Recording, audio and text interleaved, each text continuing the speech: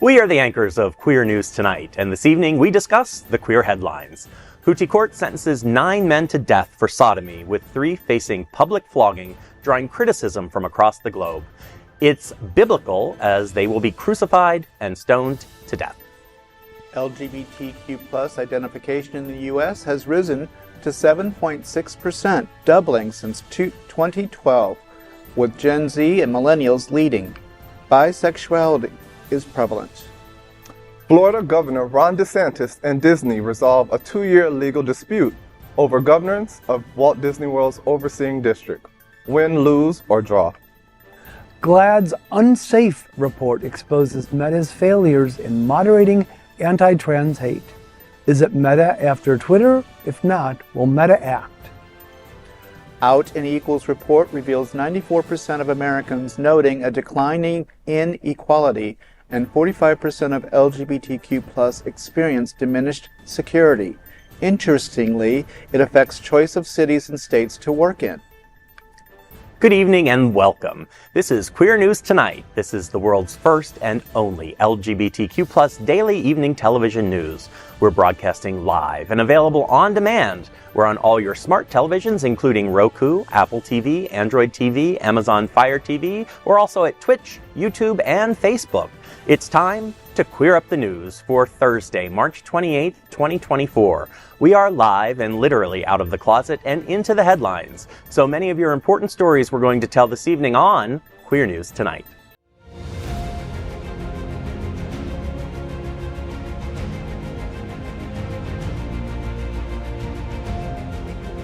This is the world's first live daily LGBTQ evening news show, literally out of the closet and into the headlines on Queer News Tonight.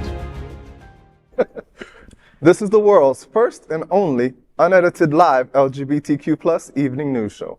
Whatever happens, unique in LGBTQ plus news, you will see it and hear it. Hotspots Magazine, Happening Out Television Network, is a nonprofit 501c3 media company in the same model of PBS and NPR, but designed for the LGBTQ plus community. Our mission is to support the 11 pillars of our LGBTQ plus community. We want to inform and educate the key issues of our queer culture, the Black community, Latino, lesbians, and queer women, trans, students, youth, seniors, HIV/AIDS, healthcare, business, social justice, and faith. Help us support our community. We are part of one of the largest LGBTQ plus nonprofit media companies in America, Hotspots Magazine and Happening Out Television Network.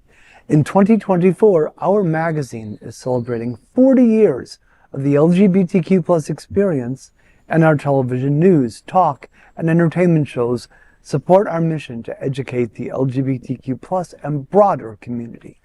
We're going to start off tonight and we're going to meet our anchors at Queer News Tonight. Let's welcome anchor Buddy Frey, a longtime South Florida resident. He supports many of our local nonprofit organizations like Julian's Fountain of Youth and the Stonewall National Library Museum. Buddy, I hear the beloved Wilton Collective grand opening grows dramatically larger. There's a new location, including the 1414 on 26 event space. Tell me, what's that all about? Well, we're very excited with the collection and how it's growing. They have a new space, as you just announced, and as of Tuesday, April 2nd, it will officially be open to the general public, which is exciting. And also, on the 26th, there's going to be a formal grand opening at 5 p.m. So at this point in time, anyone who's interested, I encourage you to contact the collective or check out their website for further information and tickets. Excellent. Next, we'll welcome anchor John Buckley. He's Vice President and Program Director for Unity Coalition, creator of Kioba Initiative, a free traveling social event that features inspiring speakers, topics, and a safe space for all same-sex, gender-loving people of color. John is Buck Lords from the famous House of Lords. John, you're hosting an event, interesting event in Miami, the Miami AIDS Memorial Project at Vizcaya Museum on April 10th. Can you tell me about that? Yes, it's going to be a great evening where we introduce the Miami Memorial AIDS Project. And we have an exciting Vogue performance that's being produced by Legacy Builders. So basically, it's free to the public. There's an Eventbrite. All you got to do is go, sign up, get your ticket for free. And you definitely don't want to miss this evening to commemorate HIV/AIDS and ballroom. Excellent. And next, my friend, Gregg Shapiro. Gregg's 9th book, just 9, Gregg? Refrain in Light. Okay, good. Refrain in Light was selected for the Poetry Mutual 10 Best Poetry Books of 2023. His entertainment coverage, including celebrity interviews, run in a variety of print and online publications. Gregg, you've published many, many, many works of poetry. However, I bet you're pretty excited about one that's coming up. Can you tell me a little bit about it? Yes, I'm very excited about Oh Miami, which runs through the month of April, which is National Poetry Month. It's also a little sad as Scott Cunningham, the mastermind behind the Poetry Festival, which has always been LGBTQ plus inclusive, he's leaving South Florida. He's relocating. So this is his last Oh Miami. But that said, the 2024 schedule featuring the Drag Poetry Slam promises to be fantastic. So for more information about Oh Miami, visit ohmiami.org. And of course, this is tonight's lead anchor, Dr. Tai Houser. He is a professor of English and Humanities at Broward College and teaches in the College of Business at Florida Atlantic University. He has served as a visiting professor at colleges in Bolivia, Brazil, China, India, and Spain, and provides an international viewpoint. Tai, the University of Miami has an interesting speakers program from Jennifer V. Evans called Why We Need Queer Kinship Now More Than Ever on April 11th. Tell me what's happening. So if you don't know this, the University of Miami Humanities Center has a lot of really interesting things going on, so you should definitely follow them. And there are a couple of key LGBTQ plus things happening this week. Jennifer Evans is from Carleton University in Canada, and her newest book is called The Queer Art of History. And she really is talking about how not everyone has benefited from all the progress that we've made in the last few years. And she takes a historical perspective on this and looks at it in Germany, which I think is interesting because she can talk about fascism and the unique German perspective from the Holocaust and fascism and how they've dealt with LGBTQ plus issues. And I think it's actually poignant for today because we're on the cusp of fascism ourselves, I think. Yeah. So it's worth a look. Check out the website and feel free to visit because it's supposed to be pretty good.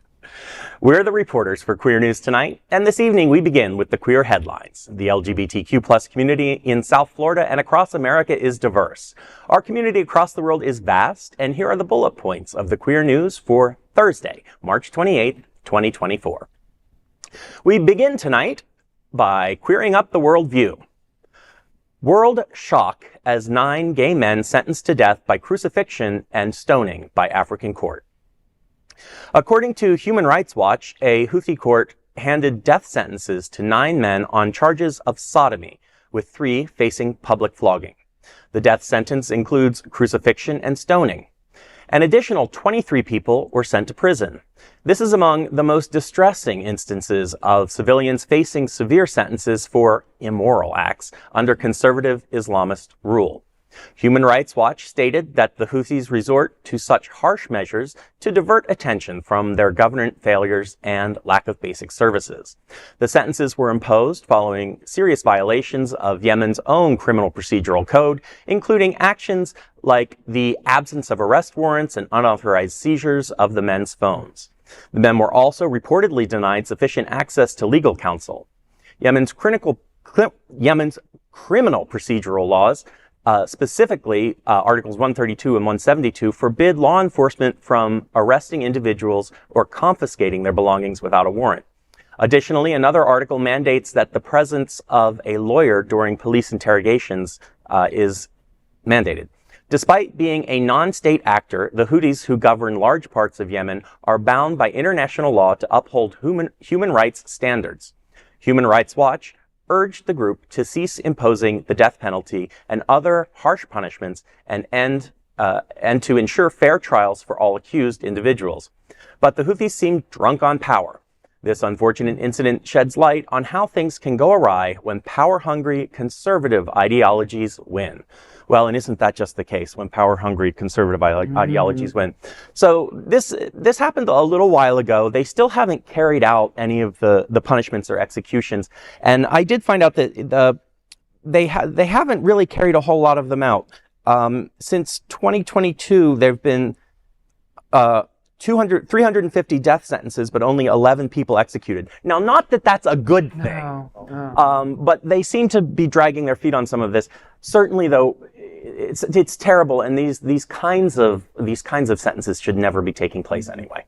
No, it's shocking and abhorrent, and of course, this sounds like the Houthis have taken a page from the Republican distraction playbook. As Jafarnia said, that this is being done to divert attention from the governance failures. Right. So, obviously, but unfortunately, it's our community that is suffering because of this. Yeah. I mean, there's nothing, you've hit it on the head. It seems like the governments around the world, regardless of the size of the country or the location of the country, when the governance is weak, they find scapegoats. And historically, the LGBT community has always been a scapegoat, Right. along with women and young girls and a few other minorities. So it's a sad situation, and it's just a shame that there's not a way that we as an LGBTQ plus community here in the States can't have better impact to provide these individuals with a lifeline or some sort of sense of safety that we're at least trying. Yeah. Maybe that would be a good article to follow up on and see if maybe there is some means for the community here in the States, even with our own problems, that we could provide support somehow. Yeah. It's inhumane and just disgusting that this is still happening regardless in this day and age. And like you all really need to key in and try our best to help out more. Well, and that's what happens when people hide behind religion. Yeah. Absolutely. Buddy, why don't you bring us back to the U.S.? That's right. Next, let's queer up the USA view. Gallup poll says highest in history as 30% of Gen Z women now identify as LGBTQ+. According to a new Gallup poll, LGBTQ+ identification in the United States continues to rise, with 7.6% of adults identifying as LGBTQ+. This percentage marks a significant increase from 5.6% just 4 years ago. The data, based on aggregated information from a Gallup telephone survey conducted in 2023 with over 12,000 American adults aged 18 and older, reflects a growing trend. While 85.6% identify as straight or heterosexual, 7.6% identify with the LGBTQ+ community, and 6.8% choose not to respond. But the big news in this is how Gen Z and millennials are significantly more likely to identify as LGBTQ+ compared to older generations. In fact, each successive younger generation is approximately twice as likely as the preceding one to identify as LGBTQ+. Queer News Tonight has previously reported bisexuality emerges as the prominent LGBTQ+ identity among Gen Z, millennials, and Generation X. 15% of all Gen Z adults, including over 2/3 of those identifying as LGBTQ+, identify as bisexual. The headline, however, is how women exhibit a higher likelihood of identifying, as compared to men, with 8.5% identifying as LGBTQ+. Bisexuality stands out as the most prevalent identification amongst women, especially Gen Z. Notably, 25.8% of Gen Z women and 12.4% of millennial women identify as lesbian. LGBTQ+, I'm sorry. These statistics hint at probable reasons why the present conservative and evangelical views will have a difficult time growing in the future. Well, it doesn't surprise me because women are much more comfortable in their feelings. They come together as a community much better than men sometimes do. And it doesn't surprise me because I'm sure everybody here knows the Kinsey scale. It's such a large scale. Nobody identifies as 100% of anything. It's somewhere in the middle. So it doesn't surprise me that as we have had success in the community and we are out and proud, have some degree of success compared to other countries and other communities, that, younger generations are like, okay, it's okay to be who I am and go through the growth stage. But so it doesn't surprise me. That's kind of my question, though. Is it? Excuse me. It's increasing, kind of generation by generation. Is there something in the water that we didn't have 20 years ago? Or I don't think it's something in the water. I just think it's the reality of having community as big as we are, and as obvious as we are. Now, it's kind of disappointing that the men's portion of the community is still lagging behind, but that could be, just because we're men and we don't typically, or historically, or stereotypically open up. But I think also that the culture, the society have always been somewhat more accepting of lesbians, of women, than they have of gay men. And then to answer the question, I think that it is related to cultural and societal changes and attitudes. But speaking as a community elder, I like to think that it's the result of the groundwork laid by us and those who came before that make it easier for people. Yes. We're standing on the shoulders of everyone who has particularly taken a stand for us. So it's great to see that now, we are able to just come out and be who we are without having like shame or regret. So you brought up a very important point that I don't think we should overlook, and it's that idea that society has kind of been more okay with lesbians than with gay men. And really the reason behind that is the heteronormative worldview, because men are going to be okay with two women together because they always think they can be the dick in the middle. They can fix it. Yeah, then they can fix it. And women so that's can always why have babies. Yeah. We need babies. Right. So even with that as the worldview, though, the rise is also in bisexuality and not necessarily in a one over the other, in a gay or straight. Is there a reason why we might be opening up to bisexuality? Well, I think look at the prevalence of polyamorous relationships and open straight relationships, let alone the gay relationships.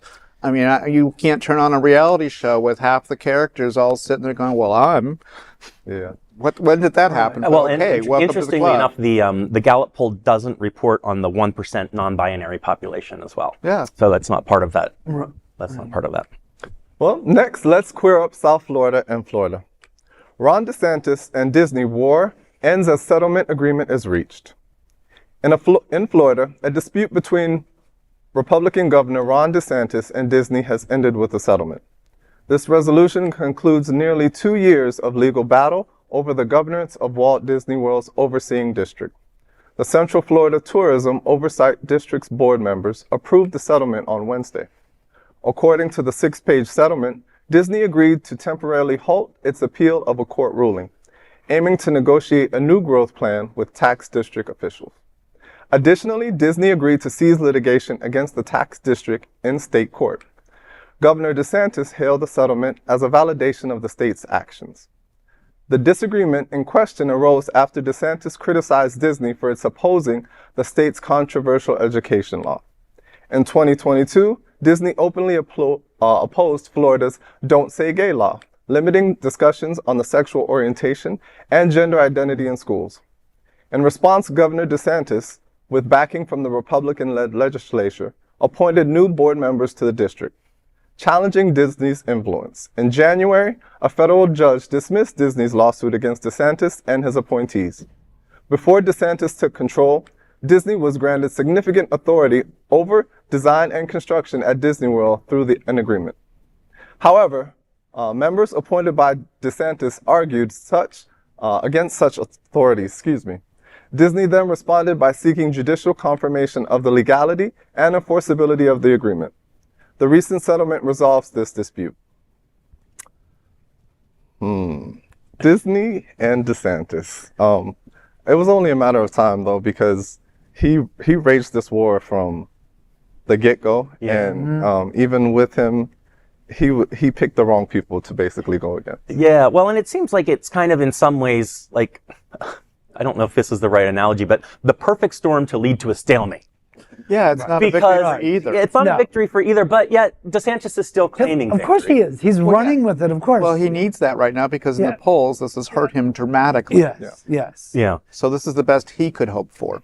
But is anybody else just sickened at the thought of him thinking that he's got victory? The thought of him thinking makes me nauseous. Sorry.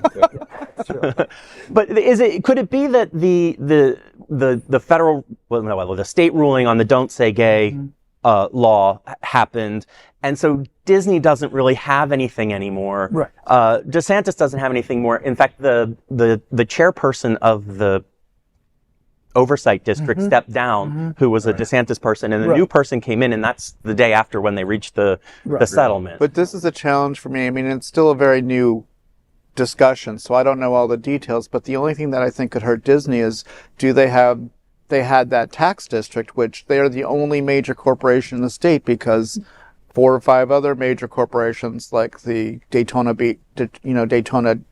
racetrack has it, and a bunch of others. Do they get that tax issues back, and do they have the right to build when they want, where they want, how they want? I think this is a reset button, and everyone said, okay, we're going to play nice now.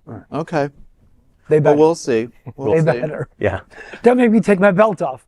Next. Oh, yes, please. Let's quit out of business. GLAAD report says Meta Facebook is failing LGBTQ plus users.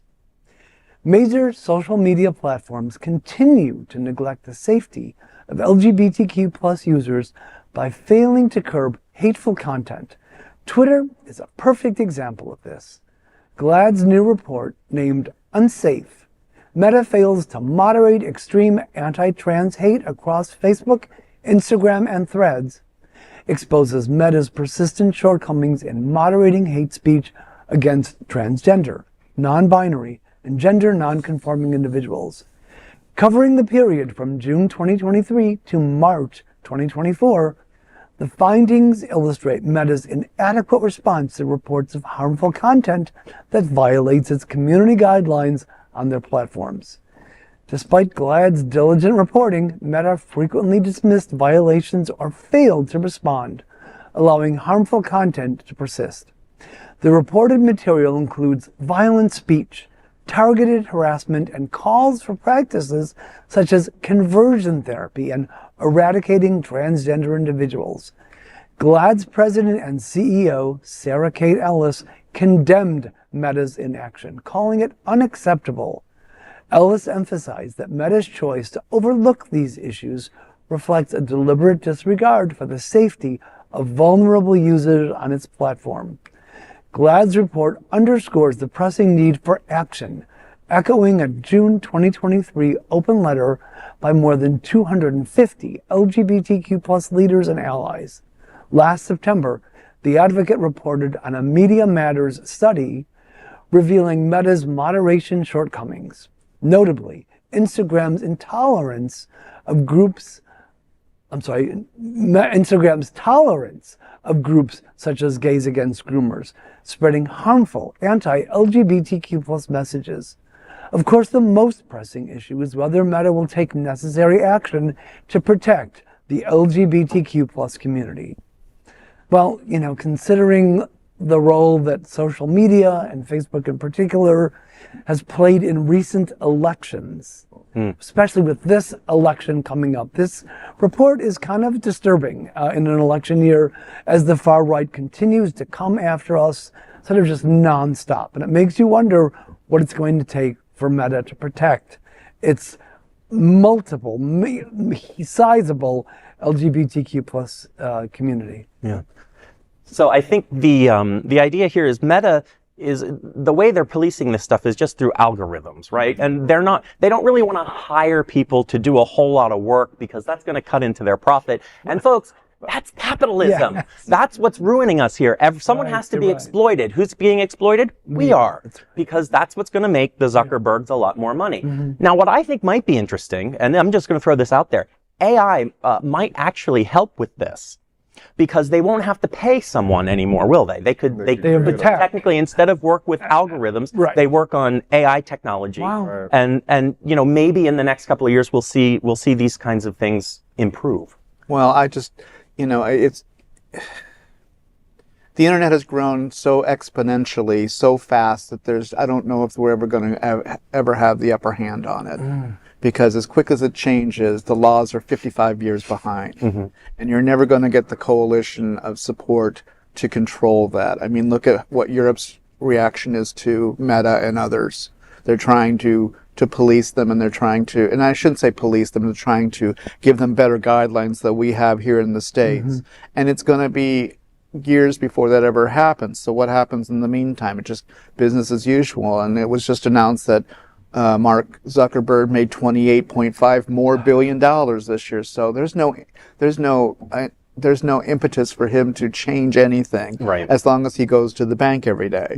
So the only way that the LGBTQ plus community is going to win this is by finances and the support of our the community that loves us. And I just don't see that happening in this political market. And again, with the whole change of the internet as it is, it changes faster than anyone can control it. The tiger is out of the cage, and there's nothing to stop us. Well, and not as justification, but think about the number of posts that they have to go through every day. Yeah, and I mean, there are understand. billions of posts every day. I understand that, but there are no real guidelines here in the state. It's like the Wild West. It's a free-for-all. And we were warned this 20 years ago when it all began, and we're still sitting here going, well, I don't know. What should we do?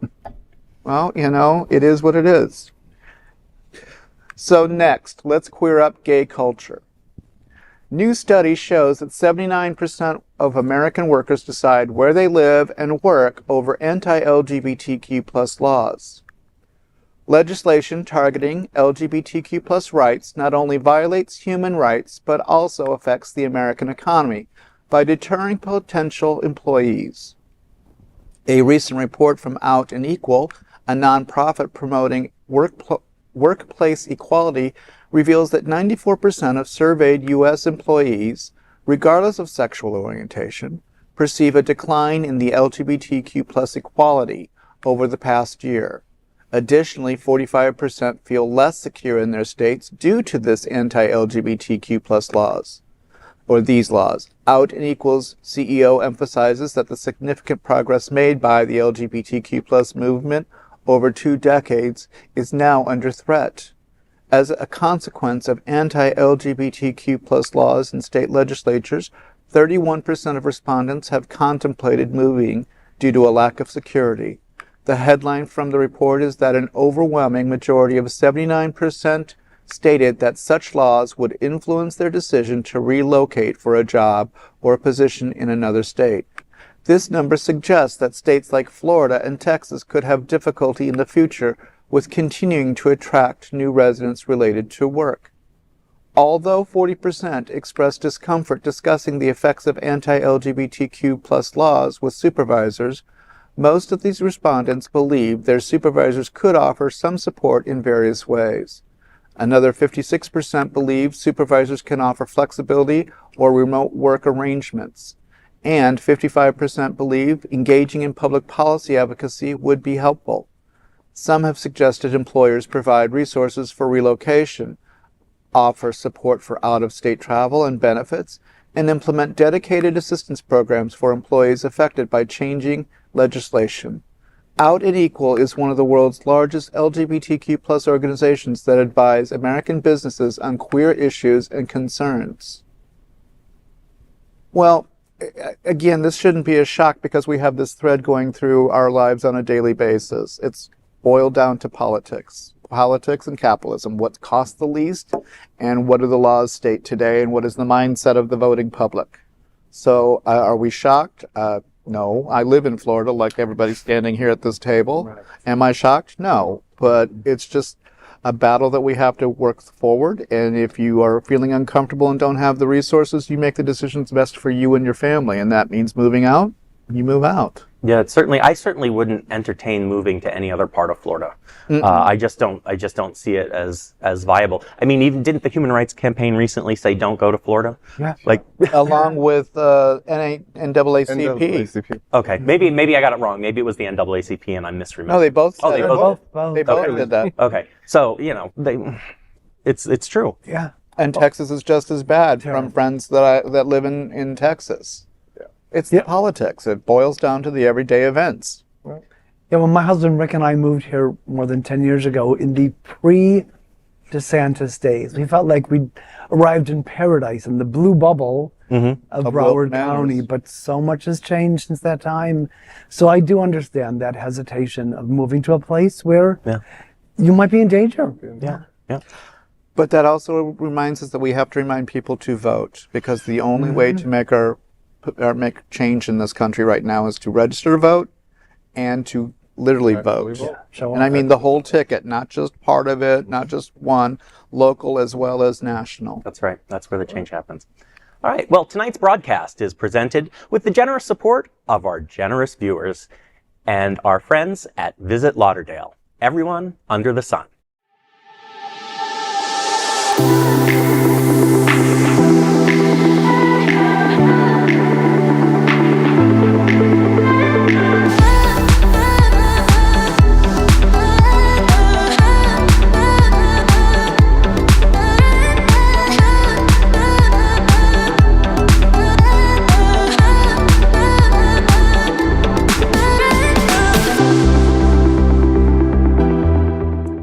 Next, we are proud of our special partnership with Sunshine Cathedral, the world's largest queer church here in Fort Lauderdale. Supporting that partnership, we are broadcasting from our permanent set here at Sunshine Cathedral at the Happening Out television studios. We broadcast Sunshine Cathedral's Sunday International Service at 10:30 a.m.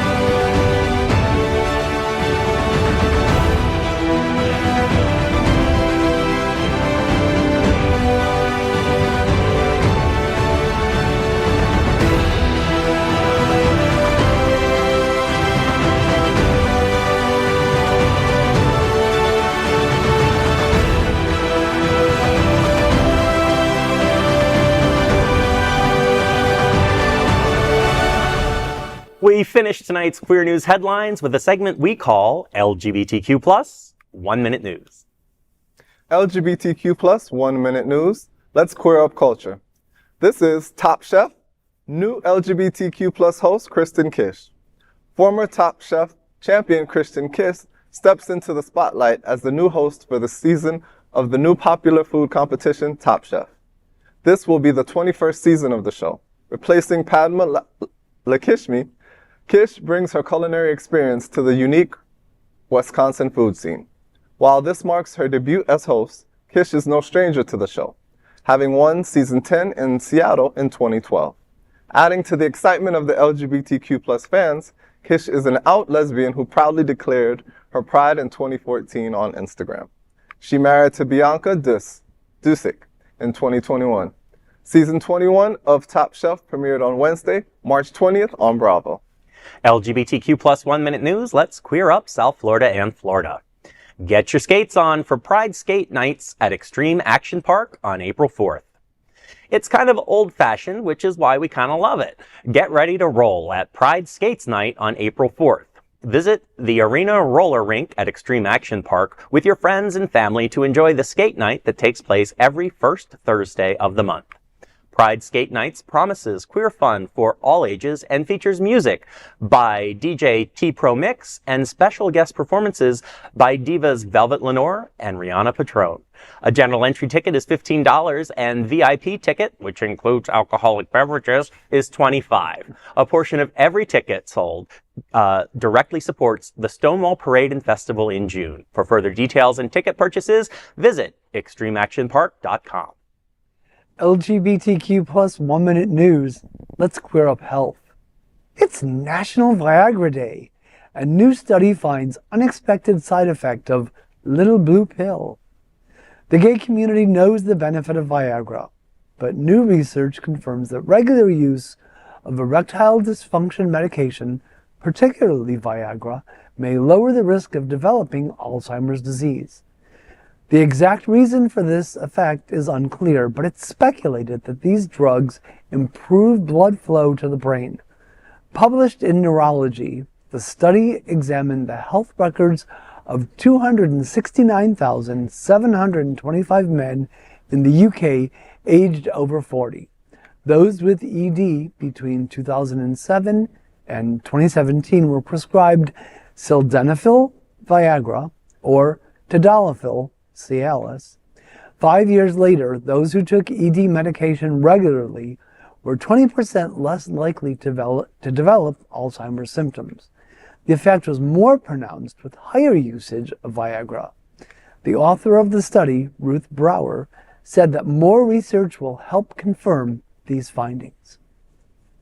LGBTQ plus 1 minute news. Let's queer up entertainment. Kelly Clarkson asks Gay Men's Choir to sing for her. The Des Moines Gay Men's Chorus had planned a concert series featuring LGBTQ plus icon Kelly Clarkson's songs. Unaware that she'd become a fan, upon learning about the concerts, Clarkson herself invited them onto her show as part of What Am I Liking segment and surprised them during their performance. Clarkson's songs resonate with the LGBTQ plus community's journey, which inspired the chorus to honor her. She pledged support, offering a $1,000 check from one of her sponsors to help them continue fearlessly creating. Artistic director Eric Shepard expressed gratitude for her music. Clarkson's gesture affirmed the power of music in fostering connection and support within the LGBTQ plus community. That is today's news for the LGBTQ plus community on the world's first and only daily LGBTQ plus evening news show. If our community is important to you, share this news with your friends and family. Are you, like most of America, part of our very large television audience, watching this live LGBTQ plus news broadcast right now on your Roku, Apple TV, Android TV, and Amazon Fire TV? Queer News Tonight is the only live LGBTQ plus digital television show in the world that is out of the closet and into the headlines. We need your support. If our community is to grow, we must tell our stories and bring them to the attention of the broader world. This is the only place in the world that tells these types of LGBTQ plus stories in motion and sound. That is the passion of Hotspots Magazine, Happening Out Television Network, and Queer News Tonight. I have been your anchor this evening, Dr. Tai Houser, and I am proof that if you put on a jacket and wear makeup, you can sell Bibles. On behalf of these LGBTQ plus reporters, the anchors of Queer News Tonight, including Buddy Frey, John Buckley, and Gregg Shapiro. We'll see you daily at 8 p.m. To our LGBTQ plus world, we wish you Good night.